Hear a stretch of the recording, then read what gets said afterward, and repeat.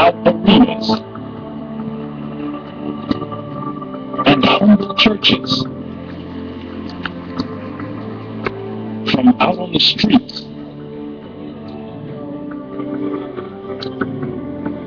to your screen.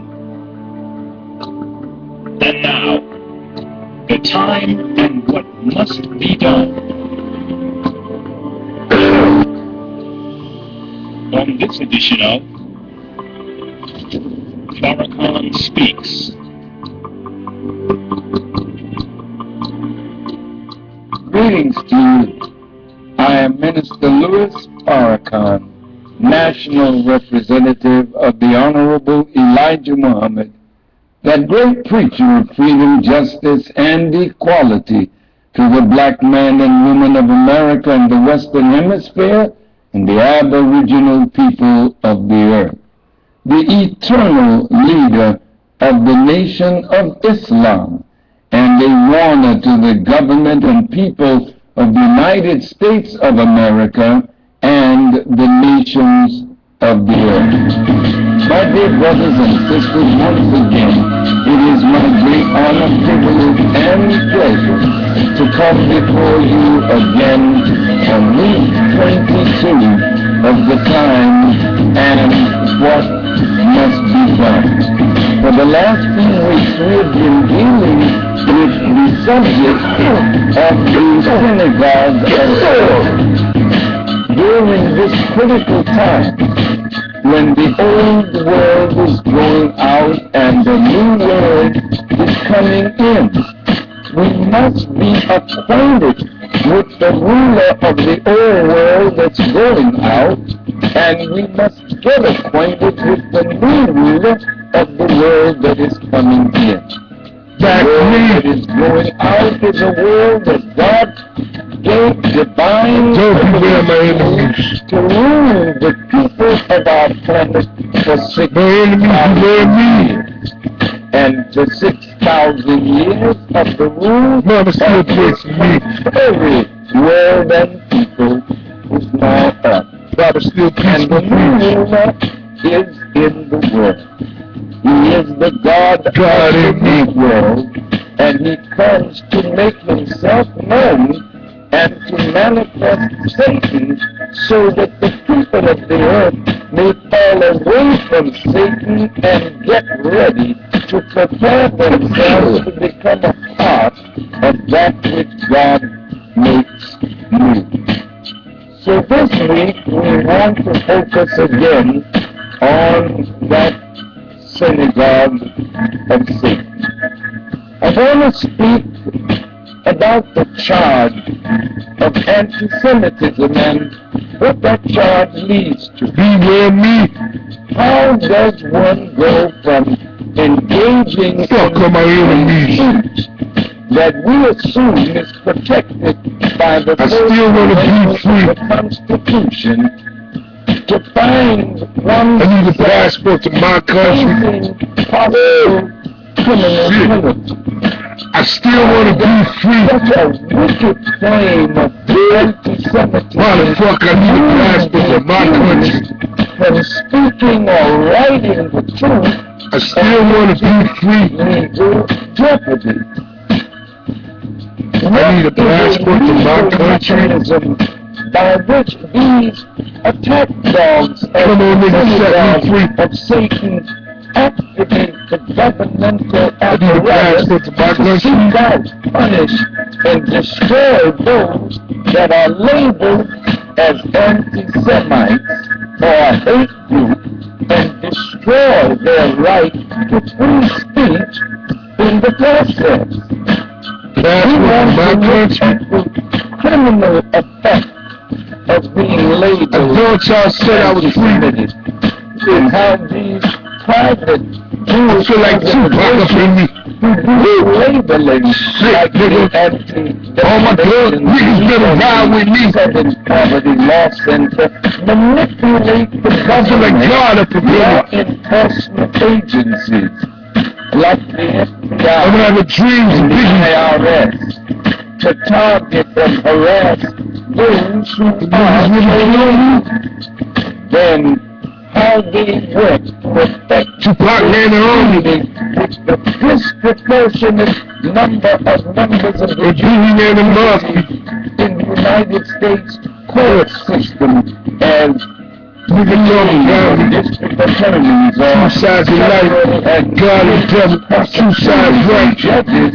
These Two sides nice. God and devil. Two sides life. begins with Night, day, night. anyone who holds Darkness, a fight. controversial view and speaks or writes Peace, about right? it in public. Peace to the gods tonight.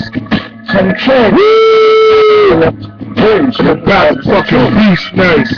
Instead of engaging in honest and open public dialogue and debate about the issue that the person raises, as is called for and encouraged by the United States Constitution, Got a private passport to interest get to the groups country. start with the labeling, he's a hate teacher,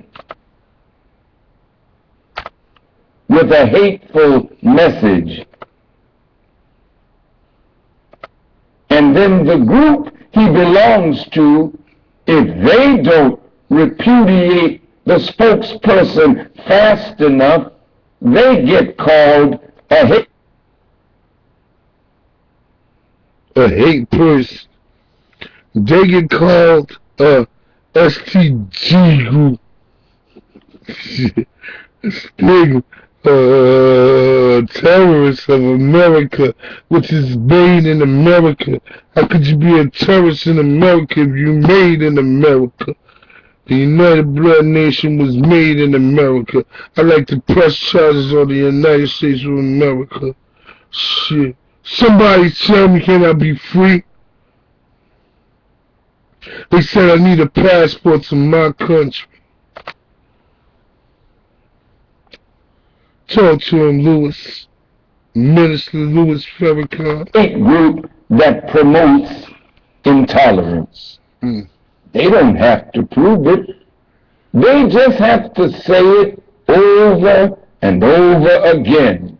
Then the drum beats get amplified by their brethren who control the media.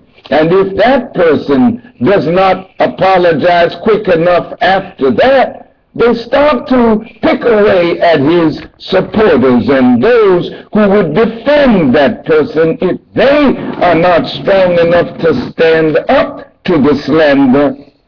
They begin to fall away and distance themselves, and some may even start repudiating and apologizing for their former friend and ally. Still, if they refuse to bow down, they connect certain inflammatory terms that are intended to generate real hatred and even retribution against the person who is using these controversial points.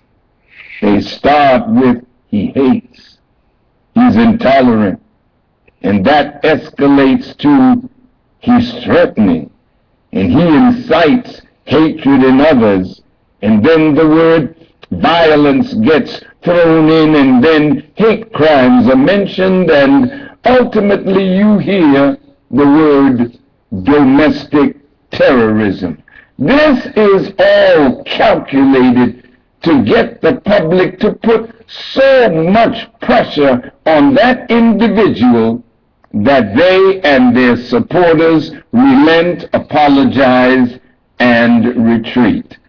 And this is why I say to my great brothers and sisters in the Twitter army, no matter what vile speech comes at you, no matter what threats are made against my life by those who hate the truth that we are speaking, never ever get down in the gutter or threaten anyone with violence, because they are building a record of what we are saying. So if you threaten anyone with violence or you act like you wish to do them evil because they desire to do me evil, then one day you might hear this again in a court of law.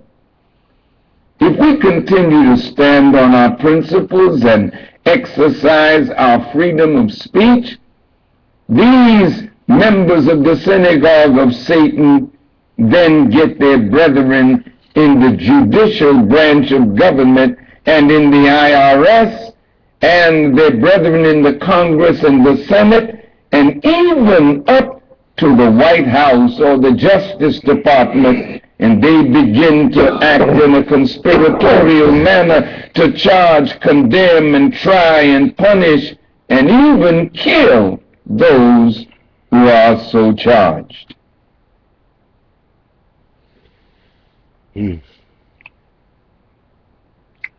Somebody told me that I'm going to be charged with life. I'm going to be charged with death. I'm still living while they trying to control my last breath. And they going to die just like me. They going to bleed just like me. They trying to control the minds of my army. Tupac, please talk to me. On this. Bring it back. Talk to me, Pop. Bring it back. Hey. Hey. Biggie, you want to talk to me? Talk to me, Pop. Father, please bless my weed. Niggas still trying to kill me. I'm dead now, but still on my own. I gotta watch out for my homies that's still home. Standing over candlelight. Still on the pedal right. Trying to ride through the night. Mama, I'm still ducking in this world life.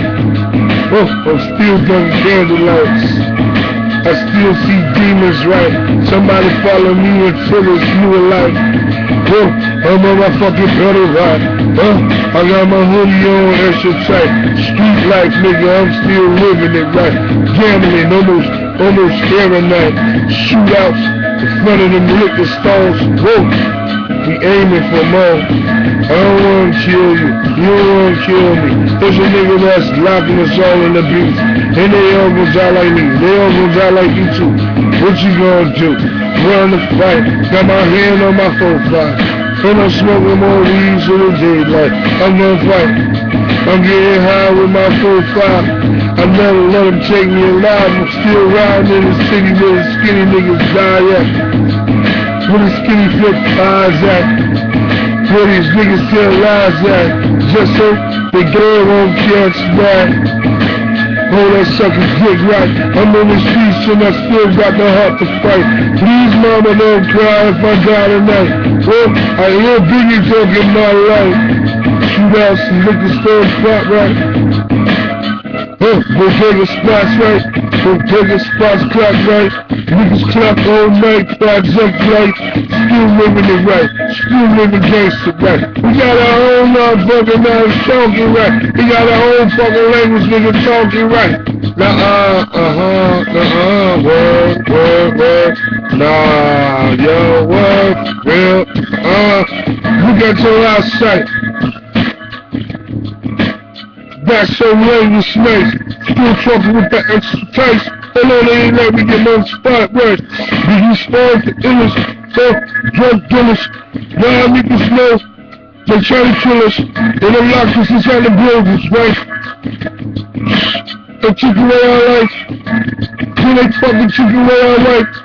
Welfare took our life. Now we paying them back, right? Child support, they took away our rights. Now they done locked us back nice. So they can shoot us up more twice. Medicare and shop for them all night. Y'all niggas know must fall right. 2 for 1, honey bun, dog. I got you right. Oh, holy blood, don't send me down the light. If we move wrong, nigga, we gon' cut him right.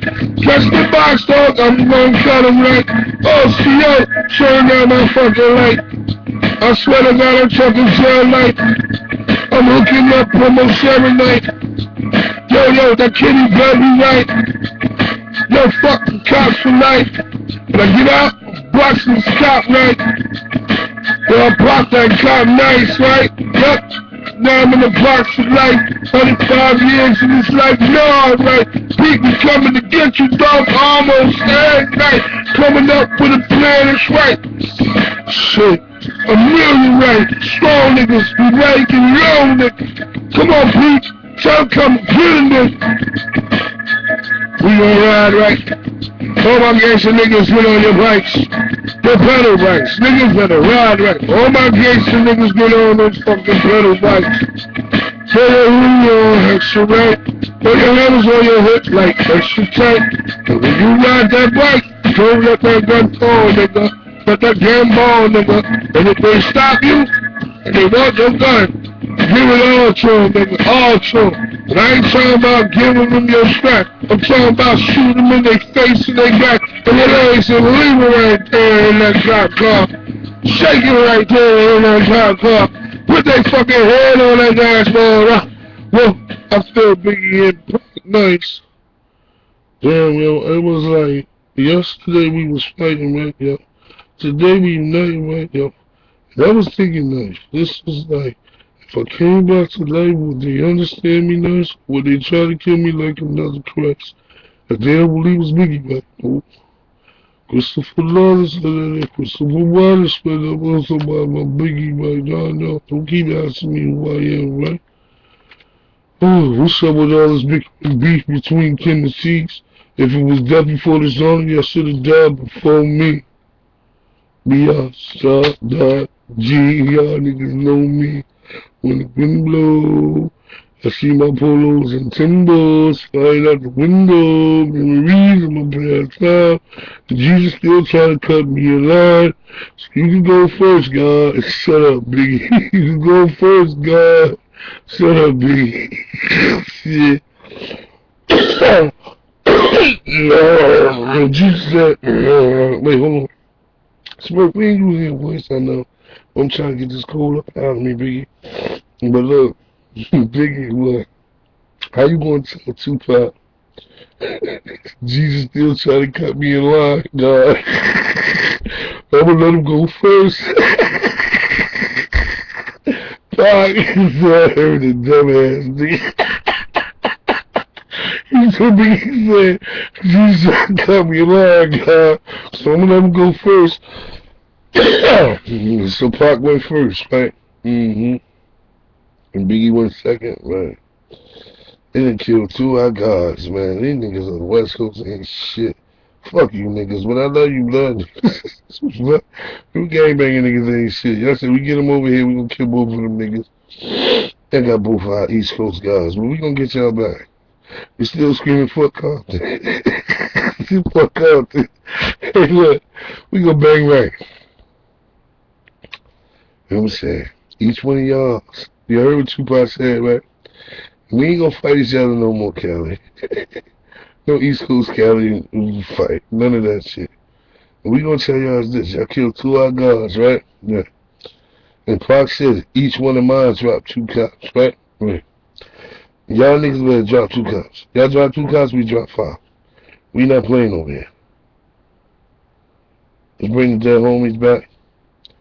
By bringing the big homies home, because they still living dead in them jail systems. Let's be free the jails around the world, nigga.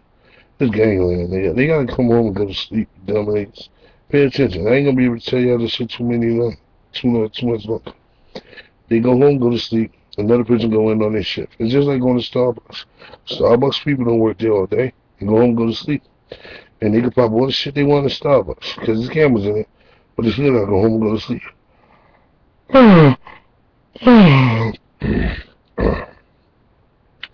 They bleed just like me. They die just like me. So why I let them control my life, my living. Let me hear small minister, Louis Farrakhan. But he ain't as deep as Malcolm. But I let him speak till I get Malcolm.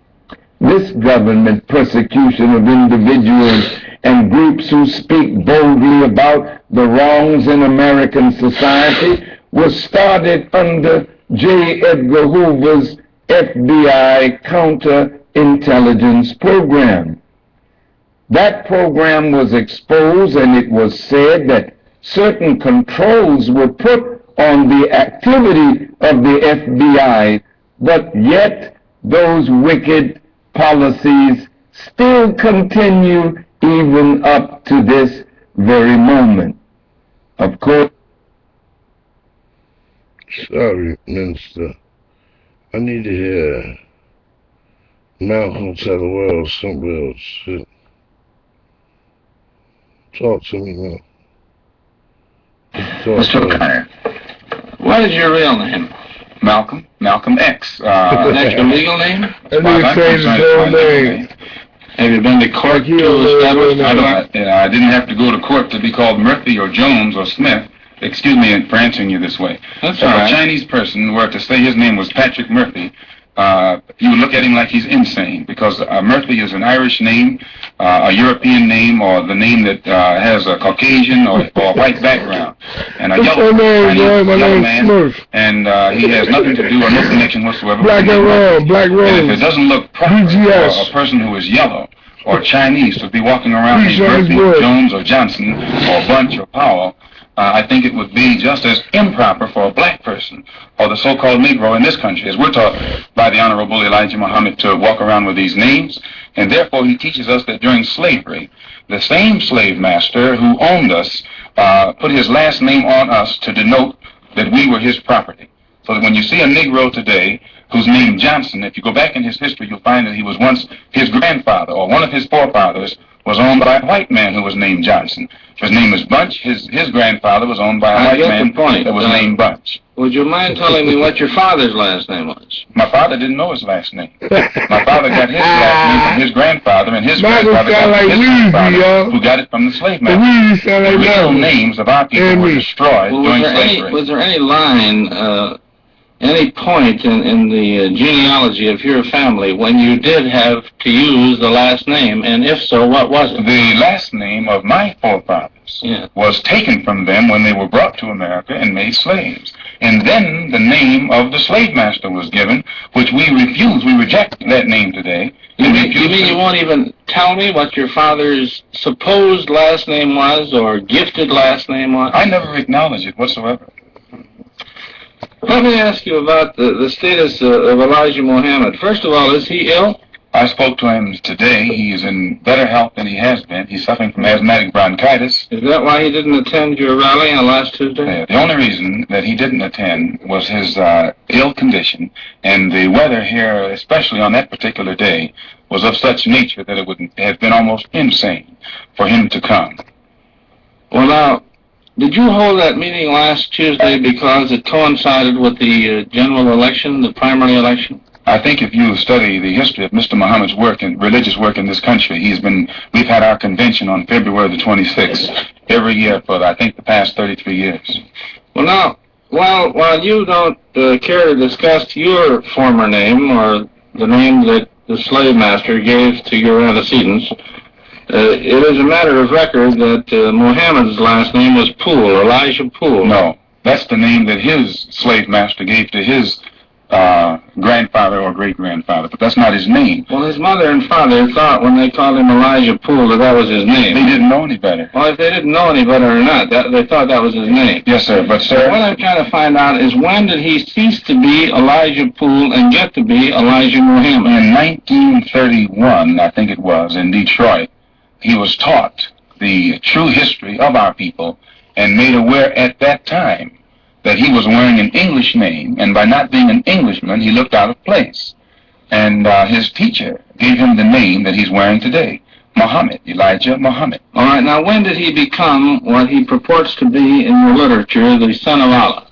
I've never heard the Honorable Elijah Muhammad referred to as the son of Allah. The prophet of Allah. Okay. I've never heard him referred to as the prophet of Allah. What do you refer to him? Messenger of Allah. All right, the messenger of Allah, and I appreciate the correction. Yes, I mean, he says that a prophet is somebody who predicts the future, and he's not predicting the future, whereas a messenger is someone who carries a message that has been given to him by one who authors that message. Well, now, who gave him the message, and to whom is it supposed to be delivered? Master W.F. Muhammad, the one who taught him, is the author of the message. He gave it to the Honorable Elijah Muhammad, which makes him the messenger. And he's to deliver that message of truth and righteousness to the 20 million American so-called Negroes, which means he's to teach us the truth, which will awaken us, and then show us how to live a life of righteousness, which will automatically qualify us for recognition as human beings by all other righteous human beings here on this earth. Well, now, one other question. With reference to what Mr. Hurlbut asked you a little bit ago, you took a very moderate position of wanting independence without having any hatred for the whites. Do I understand that correctly? Hatred is not involved in it whatsoever.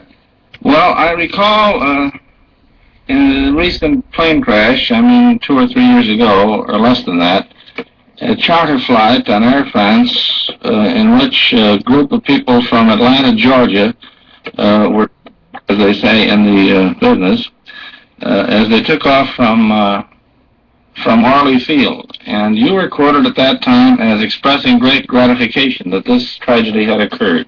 Do you recall that? I recall it. What did you say? Do you remember? The press misinterpreted it and misrepresented it. What did you say? They said that it was made at a Muslim meeting. It wasn't. It was made at a rally of Negroes, Baptist, Methodist, Catholic, and otherwise in Los Angeles, who were rallying to protest the brutal shooting of 7 unarmed Negroes by heavily armed white policemen in the city of Los Angeles. And because we are a people who have been taught by the Honorable Elijah Muhammad to never carry weapons of any kind, but to get on God's side and rely on God to fight our battles for us. At the time the 2 brothers were shot down so brutally, I pointed out at the funeral of the brother who died that God would step in and take a hand in giving us some form of justice for the brutal killing of our brothers. And when the plane crashed in France, I pointed out to the crowd at this rally that this was an act of God showing his wrath or complete resentment over the brutal form of injustice that has been inflicted upon our poor unarmed brothers. Will you say Billy Graham? At that time, Dr. Billy Graham was in a crusade in Chicago, and the press, more papers here in this city, quoted Billy Graham of also saying that plane crash was an act of God. And if you take time to check the newspapers, I think that you find that this is correct. But no one thought that Billy Graham was so wrong when he attributed the crash of this plane to his come from our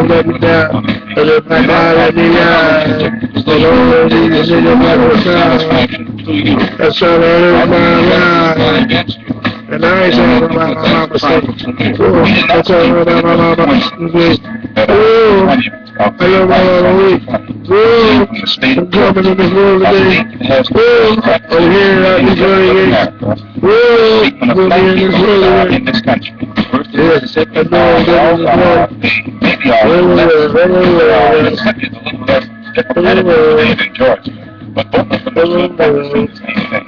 Now the whites in Georgia fight Negroes with a smile, whereas they used to fight them with a growl. But they're still being bitten, and we don't think that it is any worse to be bitten with a smile than just to be bitten with a growl. Mr. Calvin. Subject of Mississippi, what is your organization's position of what happened in Mississippi, such as what? Such as the James Meredith incident and the enrollment of him in the university? Well, the Honorable Elijah Muhammad wants justice for every one of the 20 million so-called Negroes. And let's take one Negro and stick him in college with the aid of 15,000 troops, and at a cost of $6,000. There's a disgrace. It's a waste of taxpayers' money. It's a fraud. It's hypocrisy. Because if it's right for one Negro to be forced into that university, then every Negro in the state of Mississippi who's qualified has the same right to go to that university. And if the government is not ready to work to enforce the rights of every Negro in the state of Mississippi, then, in my opinion, sir, it's only hypocrisy to pretend that they are for justice by pushing one Negro and then blowing it up all over the world to make it look like they're solving the problem, when millions of black people in that state are still going to segregate the schools and getting an inferior education. Does your organization encourage members to attempt to enter schools and if the door is all white? The Honorable Elijah Muhammad doesn't discourage us from attending white schools, but he does say that it is better for us to go to our own schools. And after we have a thorough knowledge of ourselves, of our own kind, and racial dignity has been instilled within us, then we can go to anyone's school and will still retain our race pride, our racial dignity, and we will be able to avoid the subservience, the inferiority complex that most Negroes She have. grew up in the city where she gotta know right. Because it's 7 o'clock all night. Because it's in the hospital. Because I'm not still feeling Well, to my understanding, Vermont wanted their home. Right, you sound like that. Listen, what's your family?